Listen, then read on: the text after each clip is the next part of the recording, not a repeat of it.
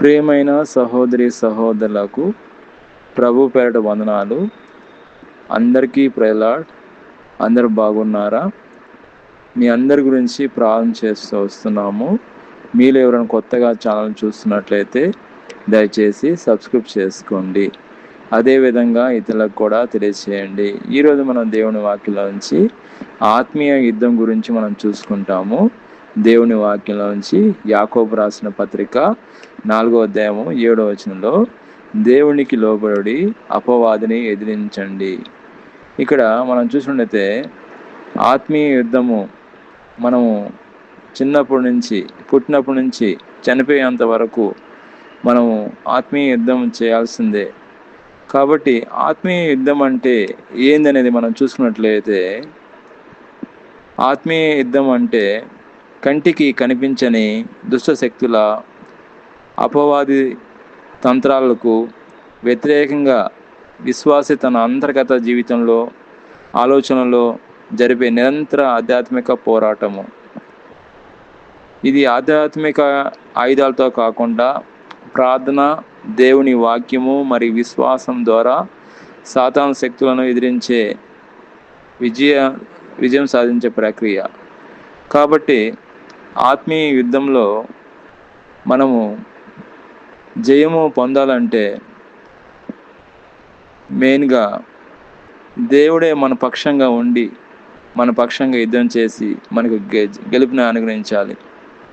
దేవుడిచ్చే ఆయుధాలను మనం ఉపయోగించుకోవాలి. దేవుడిచ్చే ఆయుధాలను మనం చూసుకున్నట్లయితే దేవుడిచ్చే ఆయుధాలను అనగా సర్వాంగ కవచాన్ని మనము ధరించుకోవాలి. మనం ఉదాహరణ చూసుకున్నట్లయితే డాక్టర్స్ గ్లౌజులు వేసుకొని ఆపరేషన్ చేస్తారు. అదేవిధంగా మనకు కరోనా వైరస్ అప్పుడు మనము శానిటైజ్ చేసుకునే వాళ్ళం. ప్రతి నిమిషంకి శానిటైజ్ చేసుకునే వాళ్ళం. కరోనా వైరస్ మన జీవితంలో రాకుండా మన చేతులకి ఏం చేసుకునే వాళ్ళం? శానిటైజ్ చేసుకునే వాళ్ళం. అదేవిధంగా డాక్టర్ కూడా పేషెంట్కి ఆపరేషన్ చేస్తే అప్పుడు ఆపరేషను జయకరంగా జరగడానికి సూక్ష్మజీవులు ఏం కూడా పొట్టలోకి వెళ్ళకుండా, అదేవిధంగా చెయ్యికి సేఫ్టీగా డాక్టర్కి పేషెంట్కి సేఫ్టీగా గ్లౌజులు వేస్తారండి. అంటే డాక్టరు గ్లౌజులు ఎందుకు వేస్తారంటే సేఫ్టీ పర్పస్, ఏం ప్రాబ్లం రాకుండా, అంటే సూక్ష్మజీవులు ఏం అటాక్ చేయకుండా సేఫ్టీ పర్పస్ కొరకు డాక్టరు గ్లౌజులు వేస్తాడు. అదేవిధంగా మనము కంటికి కనబడకుండా మనం యుద్ధం చేస్తున్నాం, ఆత్మీయ యుద్ధం చేస్తున్నాం. వాటిని జయించాలంటే మన సొంత శక్తి ద్వారాను సొంత బలం ద్వారా మనం సాతాను జయించలేము. కానీ దేవుడిచ్చే సర్వాంగ కవచాన్ని మనం ఉపయోగించినట్లయితే మనం సాతానుపై దుష్ట శక్తులపై మనం విజయం పొందవచ్చు. అదేవిధంగా మనం చూసినట్లయితే మనము మన ఆలోచన ఏ విధంగా ఉంది? మన ఆలోచన పవిత్రంగా ఉందా? మన ఆలోచనలు చెడుగా ఉన్నాయా?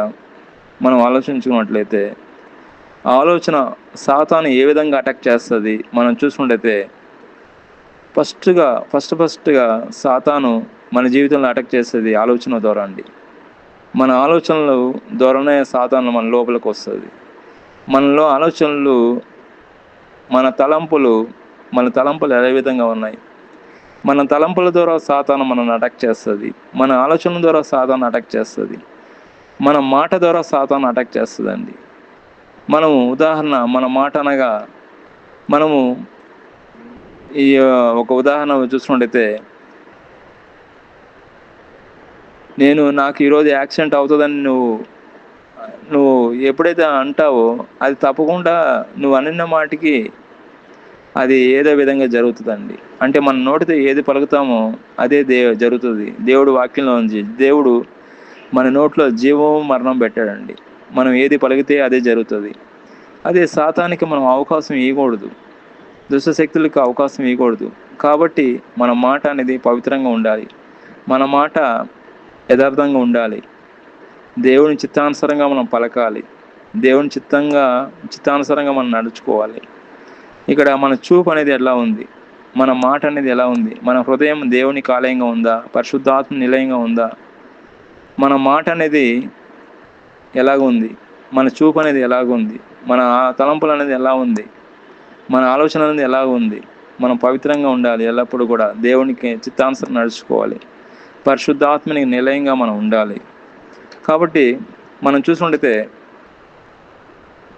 ఆత్మీయ యుద్ధంలో మనము గెలవాలంటే మన సొంత శక్తి ద్వారా మనం గెలవలేం, కానీ దేవుడే మన పక్షంగా ఉండి యుద్ధం చేయాలి. మనం బైబిల్లో చూసుకుంటే యేసుక్రీస్తు ప్రభు ఆయన 40 దినాలు ఉపవాసం ఉన్నప్పుడు శోధన వచ్చినప్పుడు, సాతాను ద్వారా శోధన వచ్చినప్పుడు ఆయన శరీరాశ, నేత్రాశ, జీవోటములను జయించినట్టు మనం చూస్తున్నాం.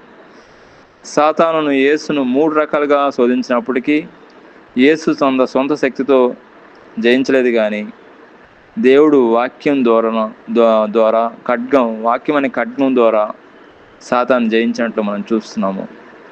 అదేవిధంగా హవ్వను కూడా సాతాను మోసపరిచినట్టు మనం చూస్తున్నాం, శోధించినట్టు మనం చూస్తున్నాము.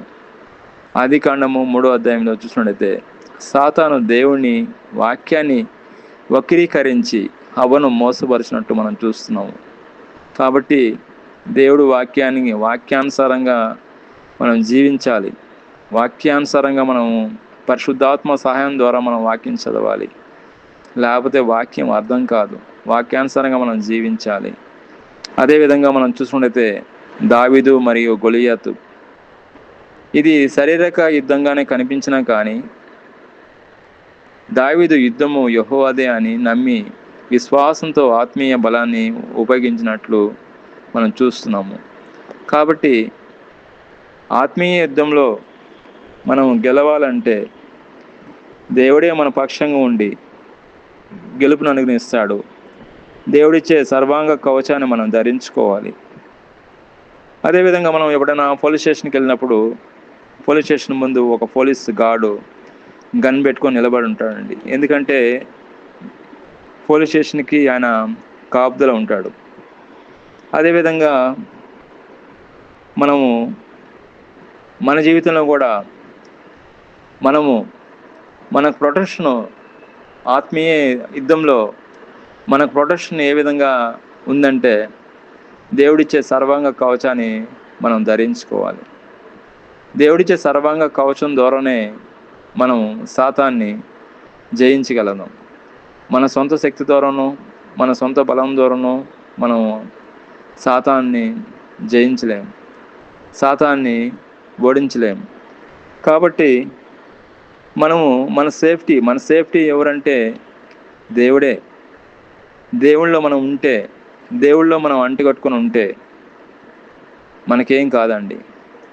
కోడి తన పిల్లల్ని ఏ విధంగా కాపాడదో అదేవిధంగా దేవుని కృపలో మనం ఉంటే ఆయన కృపే మనల్ని కాపాడుతూ ఉంటుందండి. ఆత్మీయ యుద్ధంలో కాపాడుతూ ఉంటుందండి, శత్రువుపై కాపాడుతూ ఉంటుంది, ఈ లోకరీతిగా కాపాడుతూ ఉంటుందండి. దేవుని కృపే మనం కాపాడుతుంది, ఆయన రక్తమే మనం కాపాడుతుంది, దేవుని వాక్యమే మనం కాపాడుతుంది. దేవుడి వాక్యం దీవించిన గాక. ప్రార్థన చేసుకుంటాం. ప్రియమైన మా పరలోక తండ్రి, యేసుక్రీస్తు ప్రభు పరిశుద్ధ నామమును బట్టి మీ సన్నిధికి వస్తున్నాం దేవా. ఆత్మీయ యుద్ధం గురించి మాతో మాట్లాడిన విధానం బట్టి మీకు స్తోత్రం. నేను ఎవరైతే ఈ సమయంలో వాక్యం విన్నారో వాళ్ళని దీవించండి, వాక్యానుసారంగా జీవించే కృపను దయచేయమని ప్రభుని యేసుక్రీస్తు నామములో ప్రార్థన చేస్తున్నాం తండ్రి. ఆమేన్.